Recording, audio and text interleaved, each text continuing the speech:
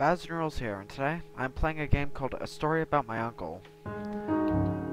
This game was produced and developed by, I believe it was Coffee Stain Studios. Pretty good game. Anyway, let's start with the first mission, shall we? I will warn you, this is a pretty short game. Aren't you sleeping yet? It's time for bed, honey. Dad, I can't sleep. Can you tell me a bedtime story? All right. What do you want to hear? Something about an adventure. I think I know just the thing. When I was your age, my biggest dream was to follow my Uncle Fred on one of his adventures around the world. One day, he disappeared. I stepped into the lobby of my uncle's house. It lay just across the hill from where I lived with my mother, your grandmother. She had tried to keep me from going, but I wanted to see if Fred was home yet from his latest adventure. My uncle used to send me postcards from his long journeys. Greetings from Nepal, Galapagos, Kilimanjaro, the Amazon River. This was the first time he had left without a word, without sending cards.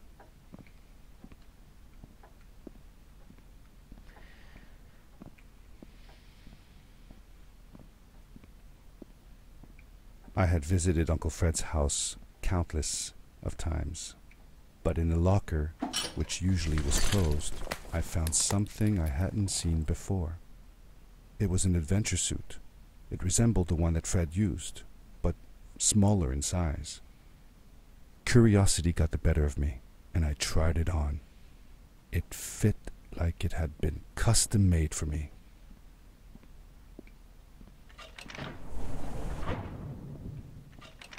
The most mysterious room of my uncle's house was the observatory. There he kept his newest experiments, and right now it held a pad used for disposing of garbage. Uncle Fred had warned me not to touch any of his things. But, as I said, I was a curious child.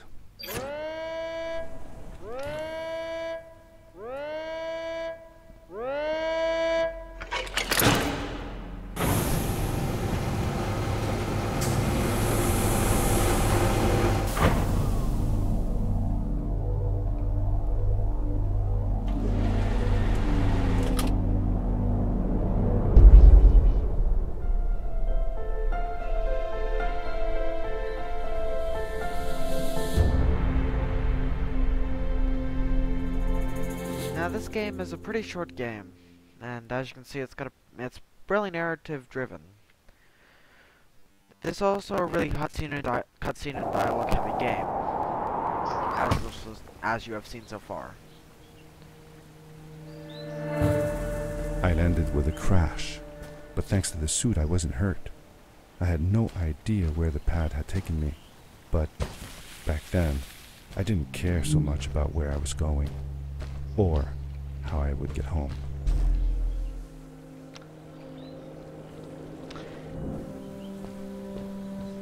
That was stupid.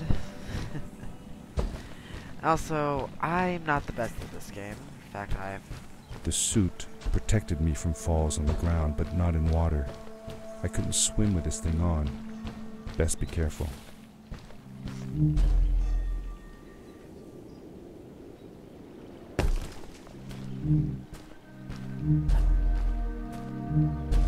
Now, as you can see, this game controls very basic.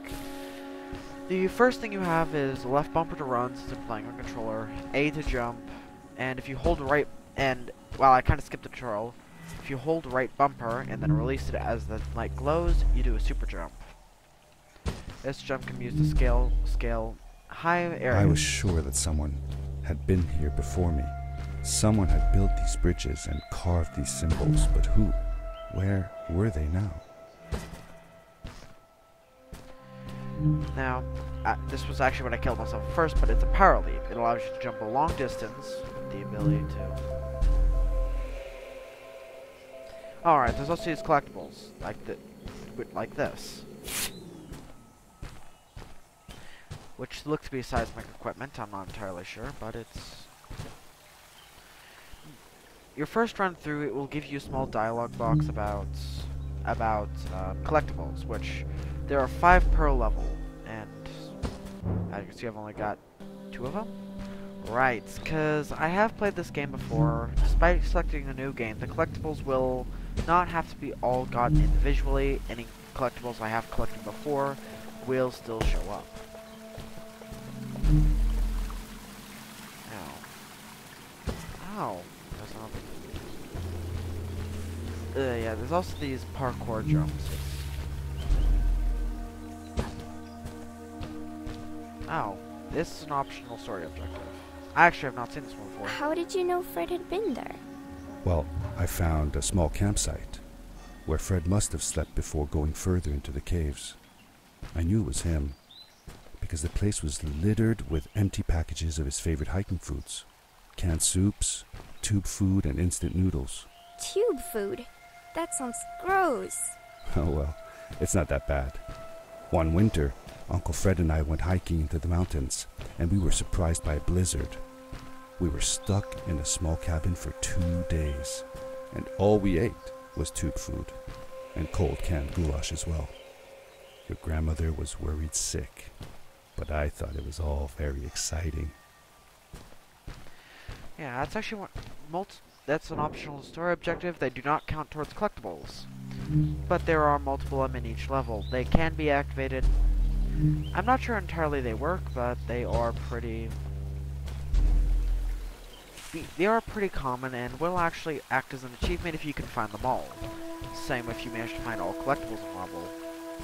So as you can see, this is the main idea of this game is floating islands. Is the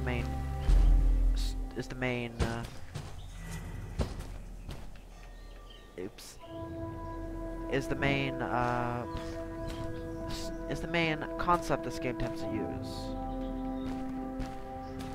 And some of them are creative, like these moving floating islands, though I believe there's only like 2 or 3 other instances of this being played.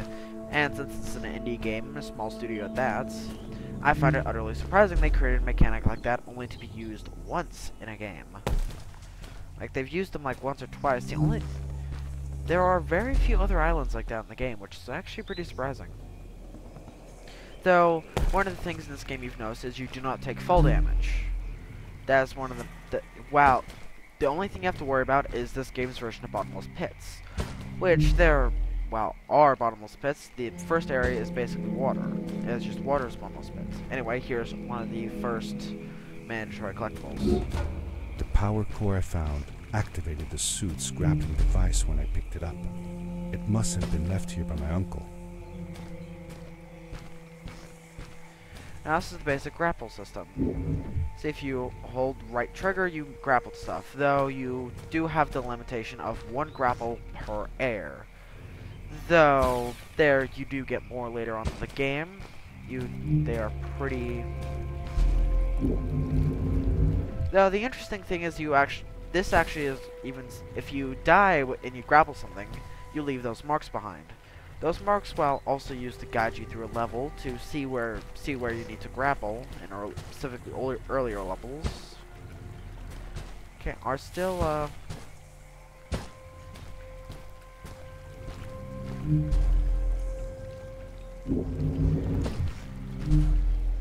yeah, while these are interesting. Yeah. Anyway, do you want to use grapples? They will light. The symbol right there, that symbol right there will light up when you're in range to grapple. And as you can see, your grapple range can actually extend pretty far. And is actually pretty, The grappling device left a sort of symbol everywhere I grappled. I noticed similar symbols already there in the cave. And I was getting more and more certain that this place was where Fred had gone. Now, this will not be 100% run because I'm actually not entirely sure where every single collectible is. In fact, I've only really completed this game today, to be honest. So, I will say that the narrator does a pretty good job at narrating. It's actually one of the better... It's actually one of the better sources of... He's actually one of the better narrators I've heard. Though, nothing compared to the God and Savior that is Gordon Freeman. Okay. Now, as you can see, some of these issues have this. Now, as you can see, it's also a very momentum-based game. The grapple is, while only one way to transport, you also have multiple other ways to transport.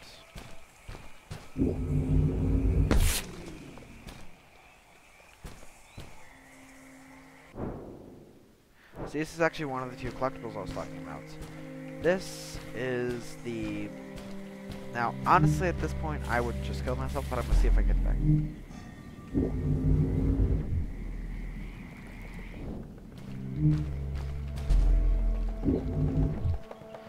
As you can see, this game is pretty easy, mainly just because the grapple signs. Because you can see where you need to grapple, because in every single area level of the game, those grapple signs show up. There's only one or two areas where they don't, and where those specific signs don't show up, but they generally give you a secondary sign. A secondary sign, such as it being something common in the level you need to grapple onto. On top of that, you can grapple onto literally anything. Now, this is something you use later on in the game quite a bit. Is a grapple plus is a jump into the grapple. As you can see, I The cannot. adventure suit was fantastic. By combining a power leap with a grapple, I could fly long distances through the air at great speed.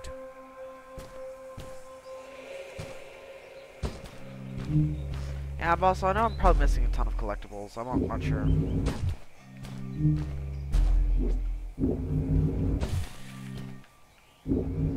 It's actually one of the more interesting ways you can use grapple suit, is actually using it to steady landings. Granted, there are a few areas in the game where you cannot use it to steady your landing, but it is pretty interesting. Now, there's also, if you hear that in your headset, you should hear a beeping noise. That's because these collectibles specifically make noise.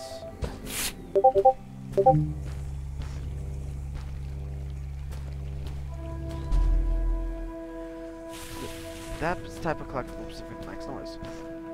And then there are the timing puzzles. While the earlier ones are relatively simple, the later ones can get pretty complicated. Because, well, this game actually has a pretty good difficulty curve. Even the later levels, it would be basically mid-level difficulty for most other games.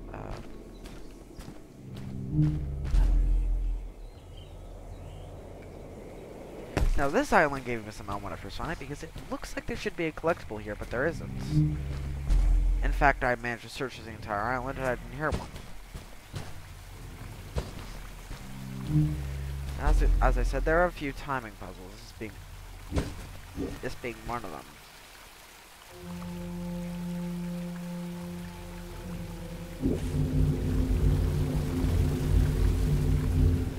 Now, as I said, the other half of this game is momentum-based. You use your momentum to your advantage. This is a double-edged sword, because while your momentum does give you an advantage when it comes to using these flying platforms, it does also give the disadvantage of having to deal with said momentum. Because you can't stop on a dime, and even in air you actually don't have full control of your maneuverability. Anyway, as you can see, this is... Now, there's also some of the what I like to call daredevil jumps. They don't exactly tell you where to go, and the only way to get to that Oh, never mind, this is the island I was thinking of. Yeah, this island gave me hell because I could have sworn there was a collectible on it, but I couldn't find one. But to get off this island is relatively simple. Just grab onto this and wait for your momentum, wait for the rock to take you over here, and because as you can see, I can't grapple again. It makes that clicking sound when I do eventually until I hit the ground, and then I can grapple again.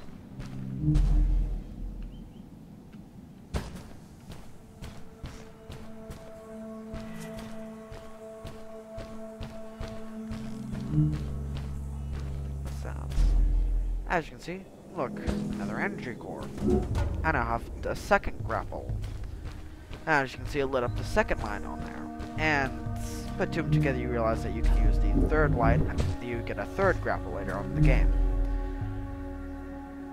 Though I will say you do get that relatively late in the game.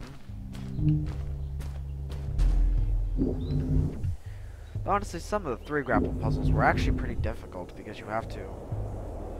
This thing. I have a habit of just undershooting, where I don't do it because some of the later ones have to do. Specifically, some of the achievement ones. There are some areas where you can get an achievement for that using the grapple, and your momentum kills. Well, it's basically death of you in most of those cases. Another collectible. I guess. Now, I have one more collectible to go. I guess it's later on the level.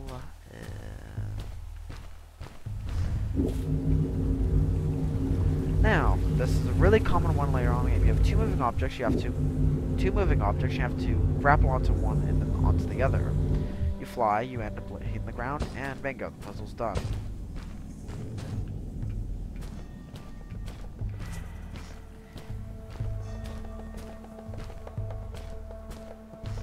Looks like there's. On top of that, you do notice there's those ambient crystals here. These ambient crystals don't really do anything in the early game. Some of them can't even really use them late game either. Most of these early ones don't do much.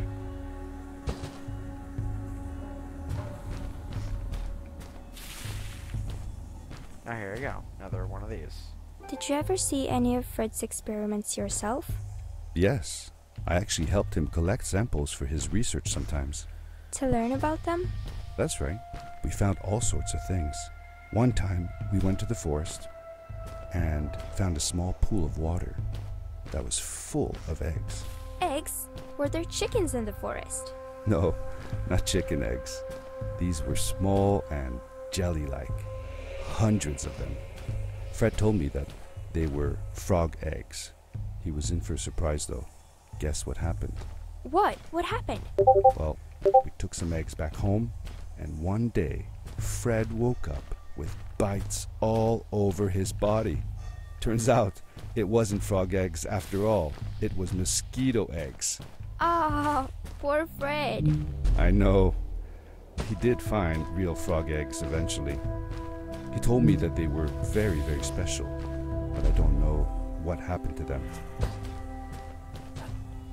Yeah, there's also these world buildings multiple times in the game. The entire world ends up building up around you as you find pieces in the game that hint either that give you bits and pieces about the world. Most of them are like this one and simply have to do with Fred. On top of that, I'm also not sure what that is, but there's a random notes playing occasionally. Sounds like a piano note, but I can't be sure.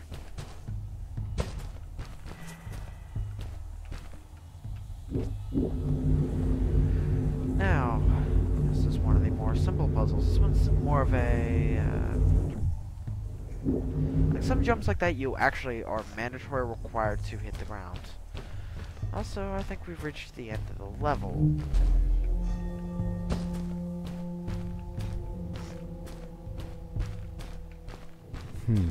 These blue lights. Did Fred put them here? Or was somebody else here as well? Yes, blue lights here is what we're talking about. Anyway, that would be the end of the first mission, so this is Bowser Rules, signing off.